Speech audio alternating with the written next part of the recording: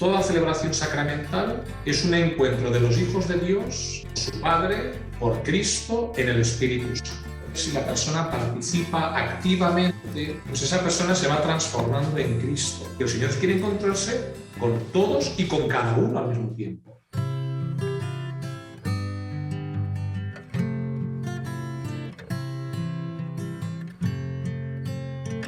Mucho gusto, padre. Mi nombre es Juliana Villegas. Nosotros tenemos un canal de YouTube que se llama Levantando el Velo y mi hija María Paula pues, nos hizo el favor de invitarlo porque queremos conocer un poco más sobre la liturgia y dar a conocer esto. Quisiera empezar por pedirle que se presente, que nos cuente un poquito quién es usted y por qué es experto en liturgia, obvio, fuera de lo obvio, que nos cuente un poquito.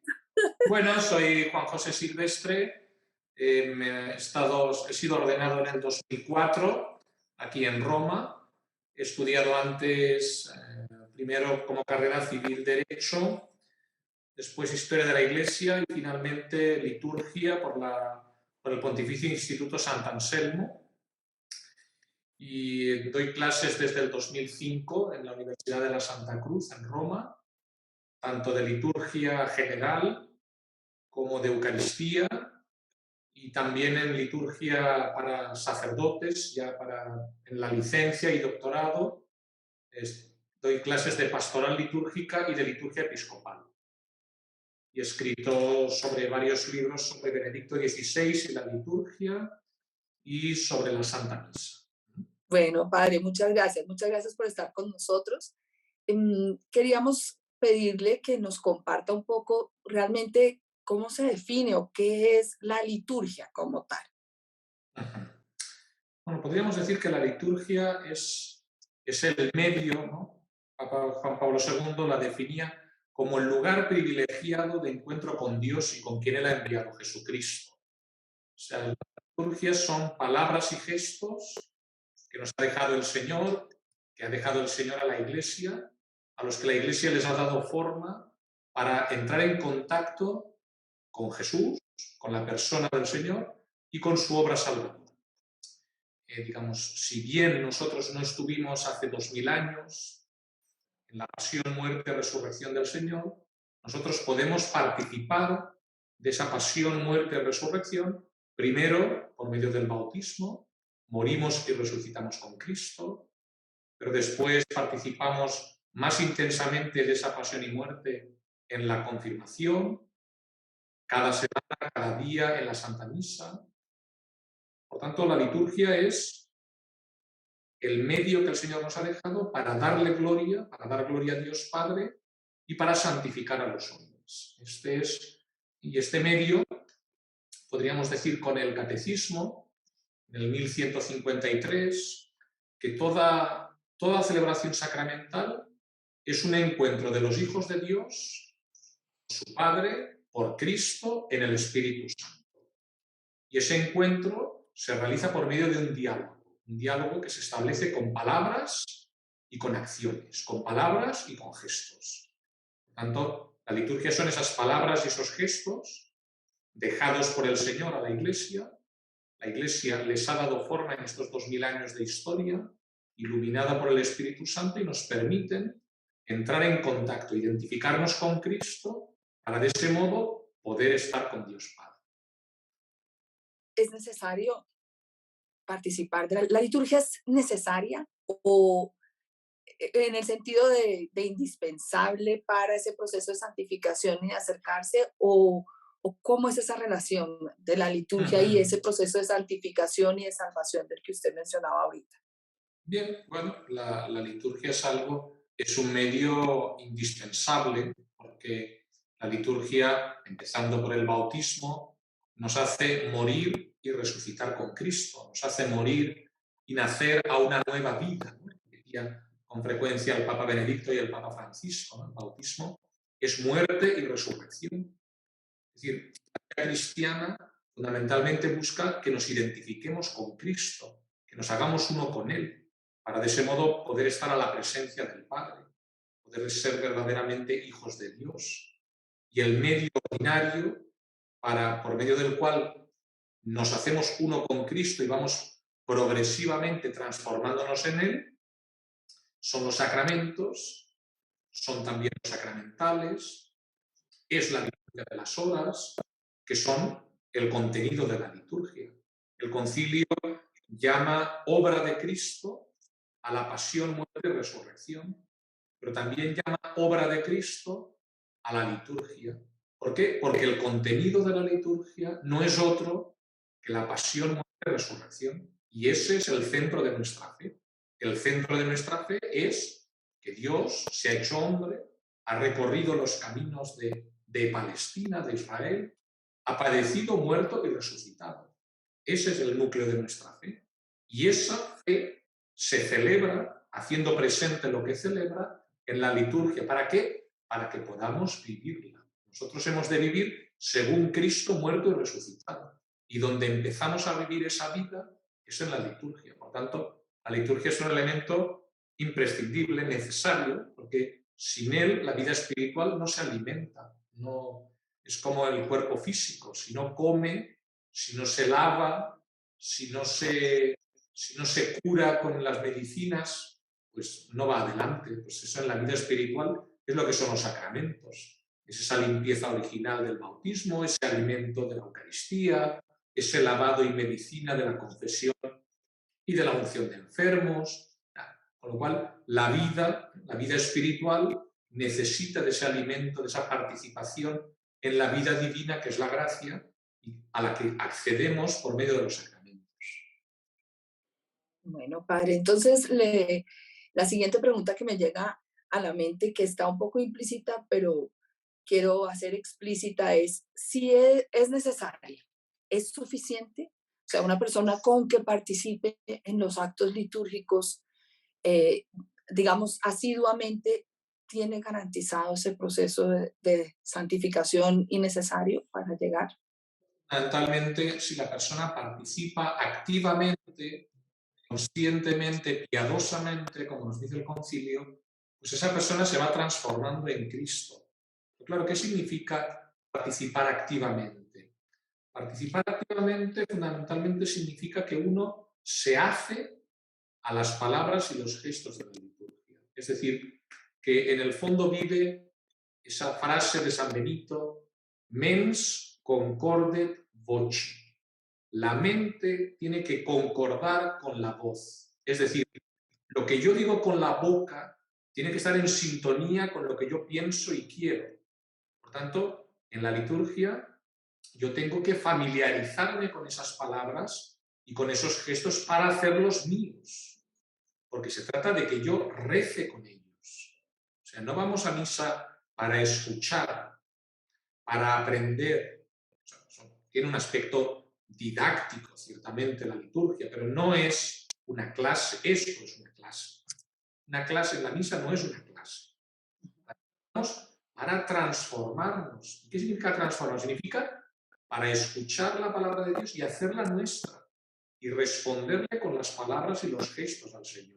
Por tanto, se trata de, es algo trabajoso en cierto sentido, o sea, que implica cabeza y corazón, ¿no? Por tanto, la participación va más allá de salir a leer, cantar, traer las ofrendas. Todas esas cosas son interesantes, son elementos pero no es la participación fundamental.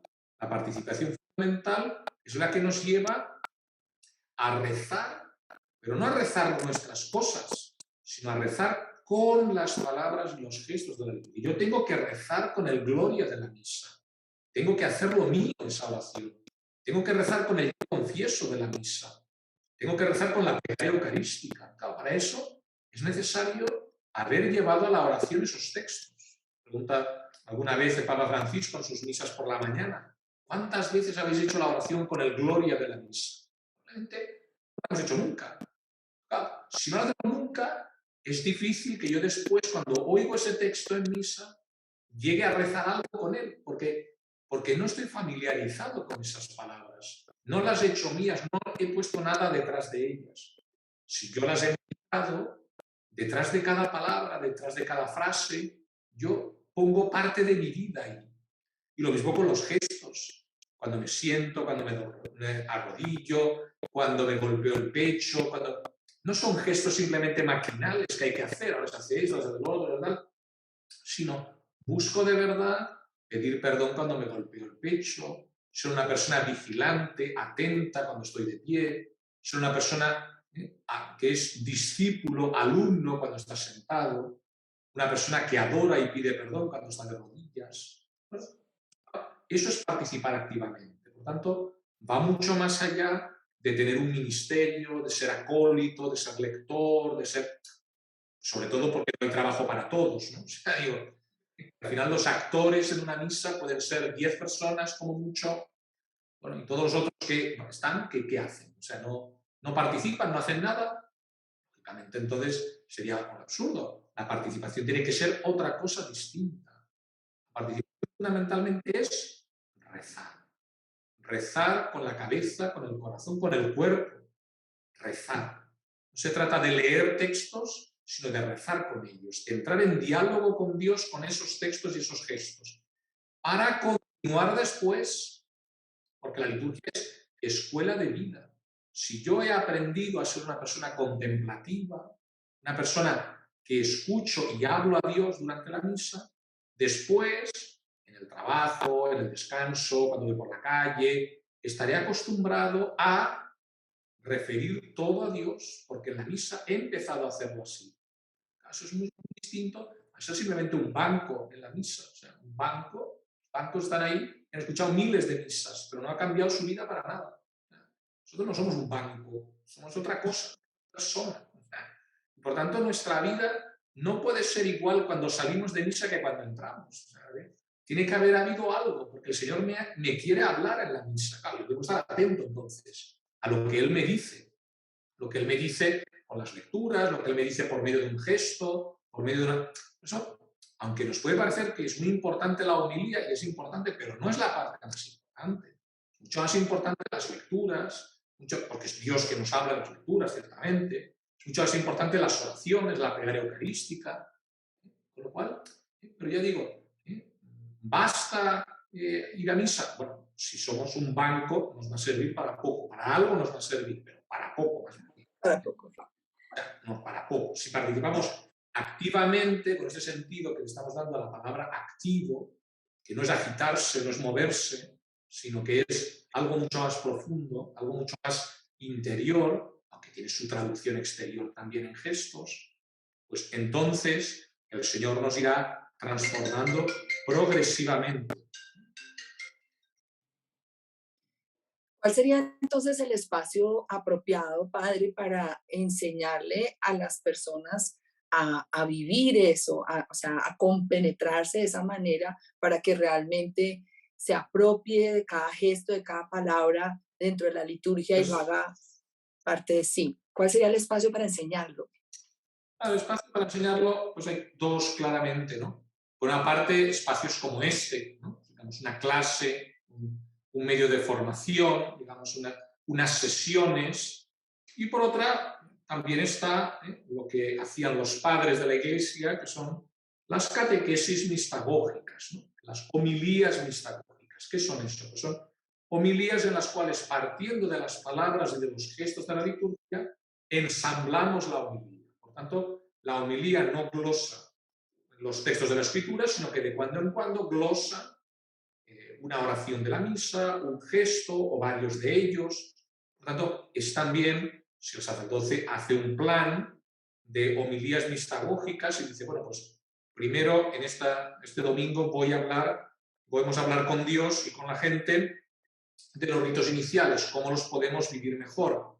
Y luego en la siguiente pasan 2 semanas y volvemos a hacer otra catequesis mistagógica que explicamos lo mismo cuando tenemos que preparar para el matrimonio. Lo lógico sería que hiciera el sacerdote una catequesis sobre los ritos del matrimonio.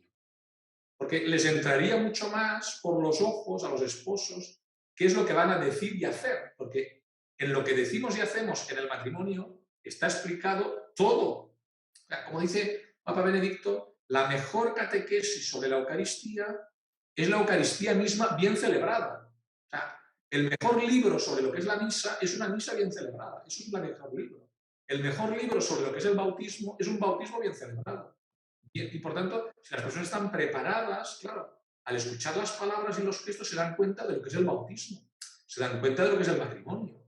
Pero también una celebración mucho más breve y mucho más sencilla, como es la confesión. Si yo me fijo en las palabras que se dicen en la confesión, entiendo y tengo un compendio teológico buenísimo de lo que es la confesión. Porque si no, al final explicamos muchas cosas. Esto es como el fútbol. O sea, podemos explicar, podemos leer libros de jugadores de fútbol, podemos leer libros de entrenadores de fútbol, podemos leer el reglamento del fútbol. Evidentemente, aprenderemos mucho mejor lo que es el fútbol viéndolo en la televisión. Y mejor aún si nos ponemos el equipaje y jugamos al fútbol en el campo. Pues lo mismo, o sea, yo sobre la misa puedo leer muchos libros, libros de santos sobre la misa, libros de papas sobre el magisterio de la misa, qué es la misa, cuáles son los frutos, ¿vale?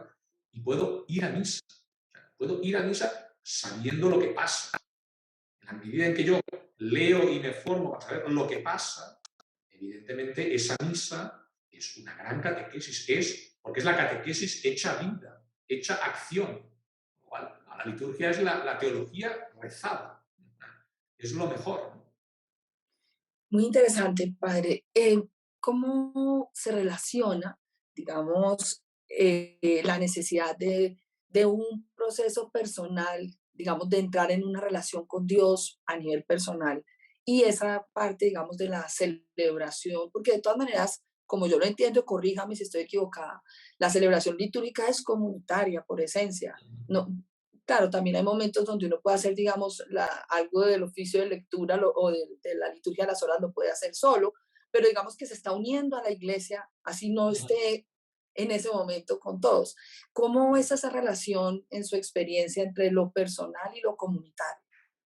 Una pregunta muy interesante porque ciertamente el peligro de la liturgia que está siempre rondando es el peligro del anonimato, ¿no? O sea, el que sea algo anónimo, que nos escondamos, entre comillas, detrás del nosotros, de los celebrantes, del nosotros, de la iglesia, y uno como que no se sienta interpelado. Evidentemente, yo tengo que sentirme interpelado en las lecturas son para mí, para cada uno de nosotros. El Señor habla a cada uno y a cada uno le dice algo distinto. No.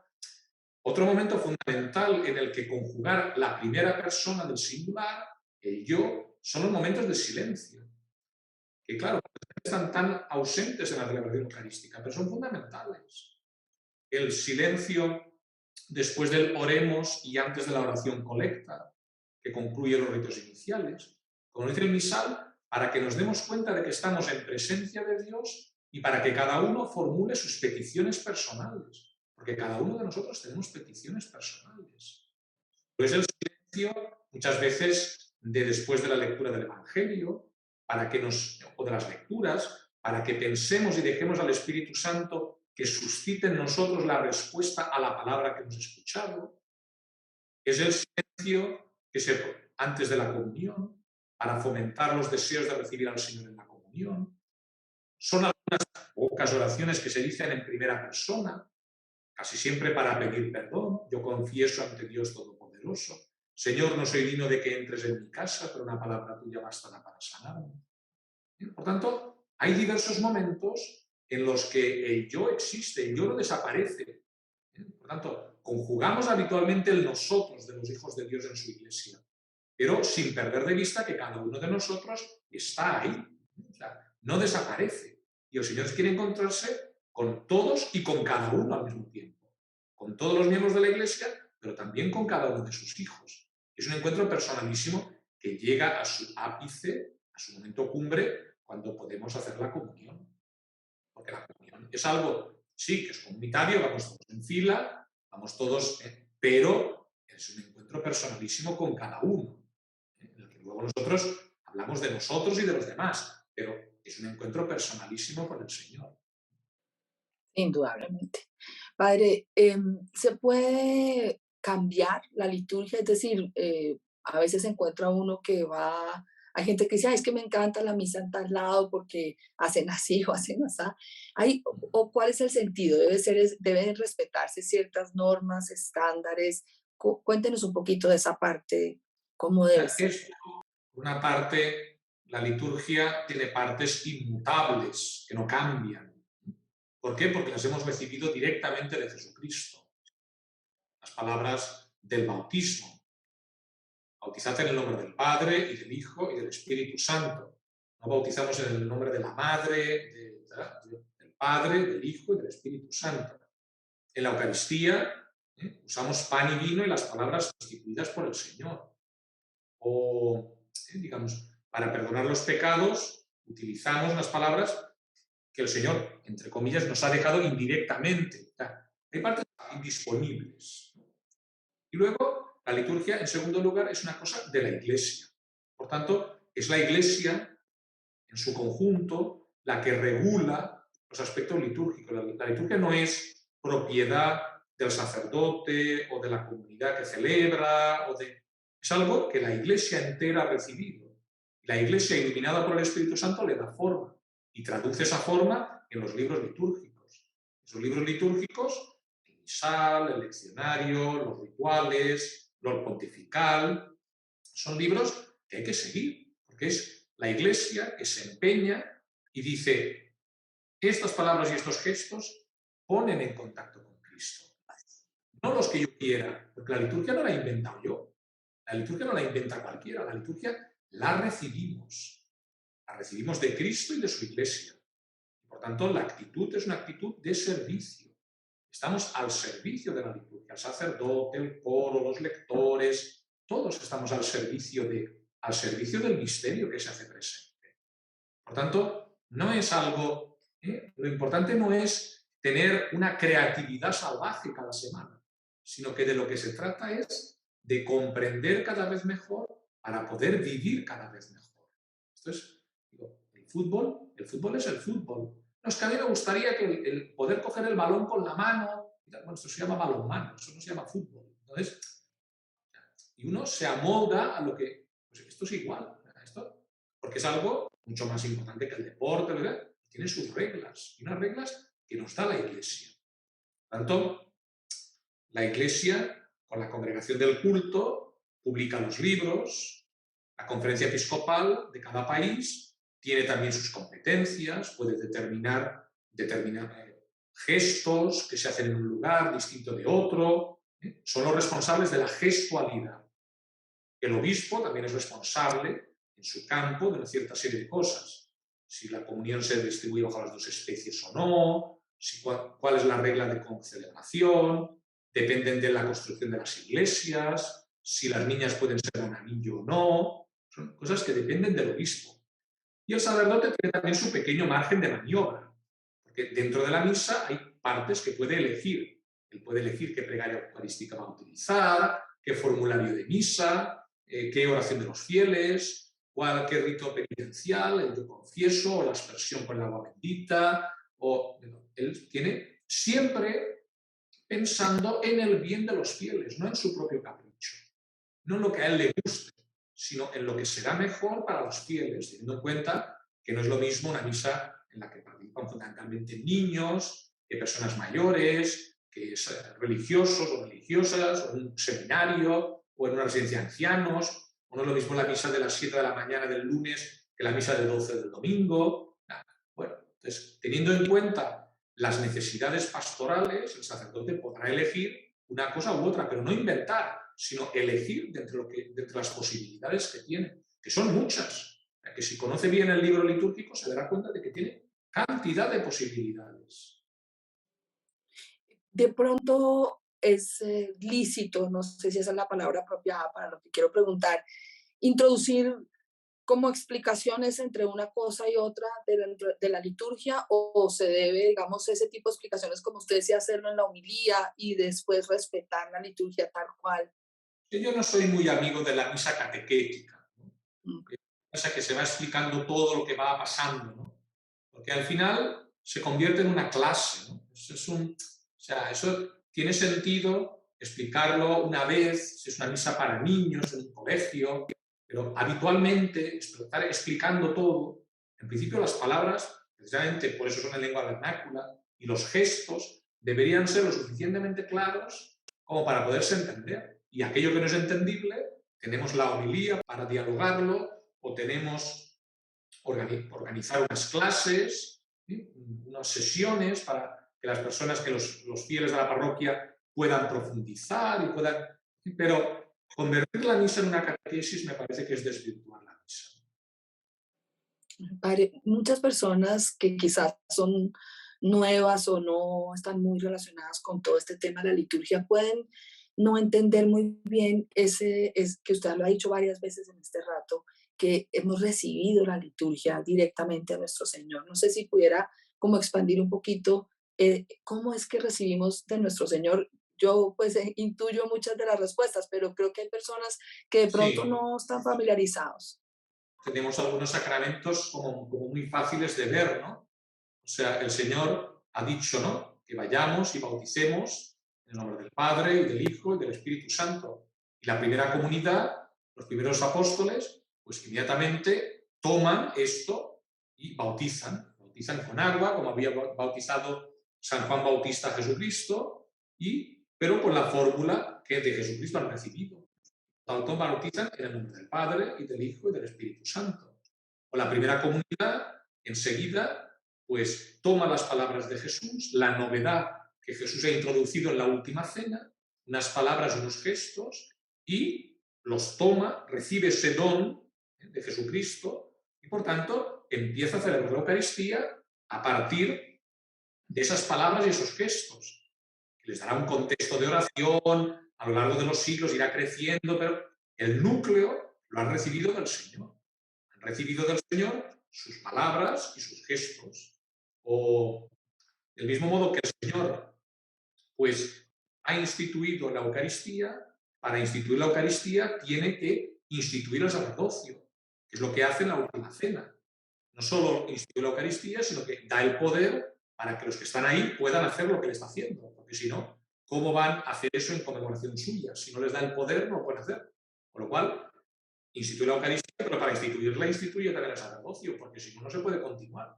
Y por tanto, los apóstoles saben que el Señor ha instituido el orden, por tanto, introducen una serie de gestos, la imposición de manos, la oración que van componiendo. O sea, el núcleo es un núcleo divino, pero lo recibe la Iglesia y le va dando forma a lo largo de los siglos. Unos sacramentos son más fáciles, otros más difíciles. ¿Por qué? Porque al principio bautismo y confirmación están juntos, porque las personas que se bautizan y se confirman son adultos y reciben el Espíritu Santo en plenitud desde el principio. Cuando la Iglesia empieza a bautizar a los niños, entonces desgaja esos dos sacramentos que estaban unidos en dos, bautismo y confirmación. Siempre habían existido, pero al principio en una misma celebración, después en dos celebraciones distintas. Es muy importante las dos cosas, que la liturgia proviene en su núcleo indisponible de Jesucristo, pero ese núcleo indisponible lo ha recibido la Iglesia. Y es la Iglesia la que, con la luz del Espíritu Santo, va entendiendo qué es lo que puede hacer y qué es lo que no puede hacer. ¿Para qué poder ha recibido y qué no? Porque, lógicamente, estamos tocando temas fundamentales. Estamos tocando en la penitencia, por ejemplo, el que se perdonen los pecados.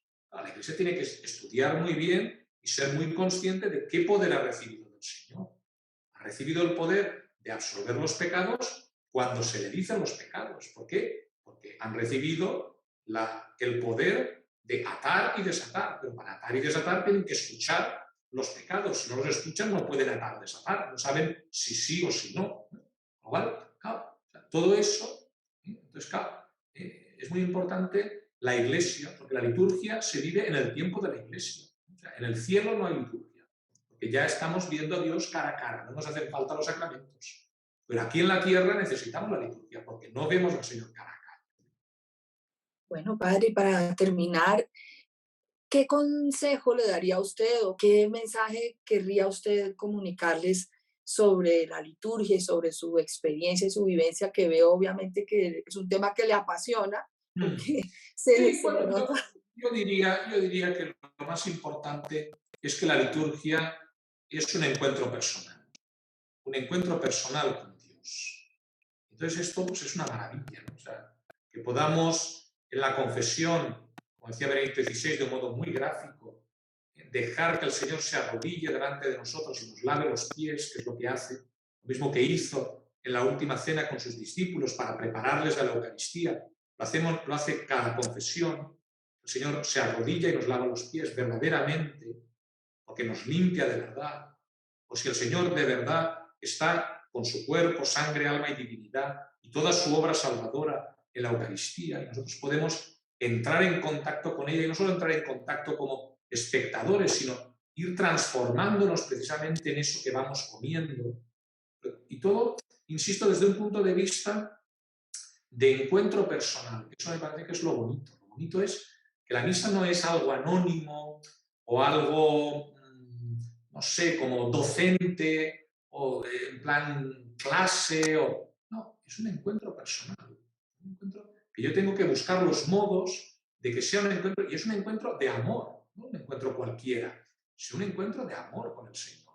El Señor nos derrama su amor sobre nosotros, pero nosotros también queremos manifestarle nuestro amor, porque el Señor es una persona. Como decía San José María Escrivá, tenemos un solo corazón y una sola cabeza. Con el corazón y la cabeza con el que hemos querido y conocido a nuestros padres, el que está casado a su mujer, la mujer a su marido, a sus hijos, con ese corazón es el corazón que tenemos para conocer y querer al Señor. No tenemos otro. Por tanto, las cosas que nos sirven para conocer y querer a las personas, nos sirven para conocer y querer a Dios, que es una persona. No es una fuerza, no es una cosa, es una persona. Y por tanto, le gustan las palabras bonitas, le gusta que se lo digamos, que le demos gloria, que le alabemos, que le pidamos perdón. O sea, es una persona que está mucho más allá de nosotros, no nos hacemos ni idea, pero en el fondo es una persona, lo que nosotros podemos entender. Y la liturgia es el medio privilegiado para ese encuentro personal. Padre, yo le agradezco muchísimo, me parece que a vosotros. Nos ha aportado cantidades y bueno, esperamos más adelante si podemos organizar algo así como usted nos dice, como temas para ir ahondando y que se haga como un estudio de esto, me parecería súper valioso. Vamos a ver. Muchas gracias. Muy bien, perfecto. Gracias, Padre, que Dios lo bendiga. Muchas gracias. Muchas gracias. Si te gustó el video, dale like, suscríbete y no se te olvide tocar la campanita para no perderte ninguno de nuestros próximos videos. ¡Chao!